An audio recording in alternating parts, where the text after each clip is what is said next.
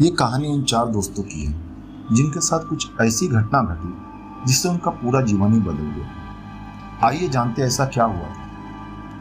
मुंबई शहर में रहने वाली प्रिया शर्मा अपने दोस्तों के साथ रवि, साहिल और विजय के साथ शिमला जाने का प्लान बनाई। वो सब शिमला जाने के लिए बस में बैठ गए। कुछ ही देर में प्रिया सो गई। अचानक प्रिया की नींद खुल गई तो उसने देखा कि बस में कोई नहीं था।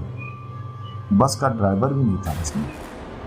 बस अपने आप ही चल रही थी। उसने इधर उधर मुड़कर देखा, उसके सारे दोस्त भी बस में नहीं थे। ये सब देखकर डर के मारे प्रिया जोर जोर से चिल्लाने लगी।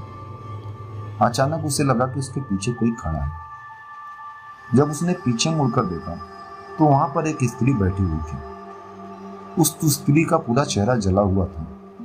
देखने में ऐसा लग रहा था कि किसी ने उसके चेहरे पर एसिड यानी तेजाब फेंक दिया। ऐसा भयंकर चेहरा देखकर प्रिया ने चिल्लाना शुरू कर दिया, बचाओ बचाओ बचाओ। और अचानक ही प्रिया की नींद उड़ गई। वो एकदम से डरी हुई पसीने से पूरी तरह से भीग गई और नींद से उड़ गई। पास में बैठे हुए विजय ने पानी की बोतल दी और बोला, शायद तुमने कोई बुरा सपना देखा हो। थोड़ी देर बाद सब शिमला पहुंच गए और एक होटल में रात बिताने के लिए गए। दूसरे दिन वो सब साथ में मिलकर होटल के पास वाले पहाड़ी में घूमने का प्लान बनाया। करीब 4 घंटे चलने के बाद वो लोग पहाड़ी की सबसे ऊंची शिखर पर पहुंच गए। वहां से नीचे देखने पर घने पेड़ पौधे काफी सुंदर दिखाई दे रहे थे। ये सब नजारा देखते देखते अचानक साहिल चौंक गया और बोला, नीचे देखो, कोई खड़ा है, लगता है कोई स्त्री है। विजय और रवि भी देखने लगे लेकिन उन्हें कोई दिखाई नहीं देता और बोले, तू पागल हो गया क्या? इस घने जंगल में कोई अकेली लड़की क्या करेगी यहाँ पे आके? तुम्हें शायद कोई भ्रम हुआ होगा। उसके बाद वो सब खुली जगह पर चले गए। रात होने वाली थी इसलिए वो सब ने पहाड़ पे ही रुकने का निर्णय किया। उन सब ने वहां पर ही तंबू लगाया और खाने पीने के सामान को बाहर निकाला। प्रिया का बैग तंबू से बाहर था इसलिए वो लेने के लिए बाहर गई तो वहां पर उसे किसी की आवाज सुनाई दी। प्रिया उस आवाज की ओर अपनी नजर घुमाती है तो उन्हें सामने से कोई 3 आदमी आते हुए दिखाई देते हैं। उनके हाथ में धारदार हथियार देखकर प्रिया डर जाती है और दौड़कर तंबू के अंदर आ जाती है। उसने अपने सारे दोस्तों को ये बात बताई पर कोई उसकी बात पर विश्वास ही नहीं कर रहा था। प्रिया चिल्लाकर बोली, तुम सब पागल हो गए क्या? कोई भी मेरी बात पर भरोसा क्यों नहीं कर रहा? चलो मेरे साथ बाहर, मैं तुम सबको दिखाती हूँ। वो सभी बाहर आकर शिखर की चोटी से नीचे देखते हैं।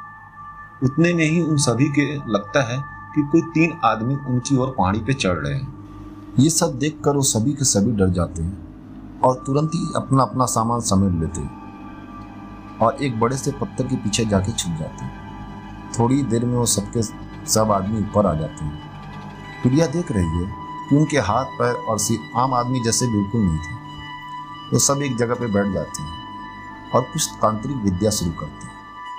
उनमें से एक आदमी अपनी हाथ की उंगली काट देता है लेकिन अंधेरे की वजह से उन्हें कुछ साफ दिखाई नहीं देता। अचानक उन चारों ने देखा कि एक औरत उन आदमियों के बीच में आके लेट जाती है। कोई नहीं जानता कि आखिर वो औरत वहां पर कैसे पहुंची। प्रिया ने कहा, मुझे कुछ भी समझ में नहीं आ रही, आखिर ये सब क्या हो रहा है?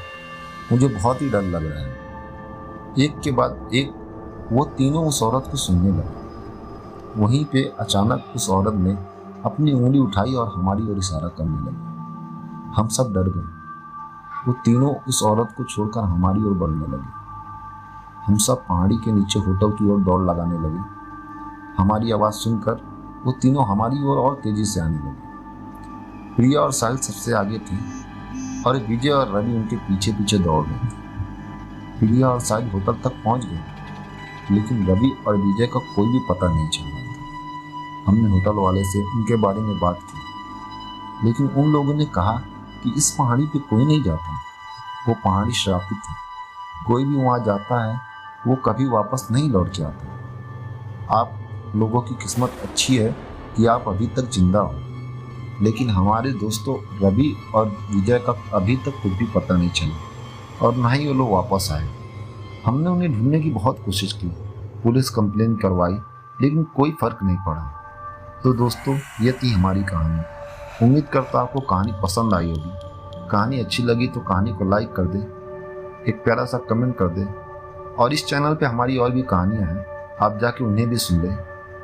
मैं अंसारी सुफियान आपसे फिर मिलता हूँ एक नई कहानी के साथ। जब तक के लिए अलविदा।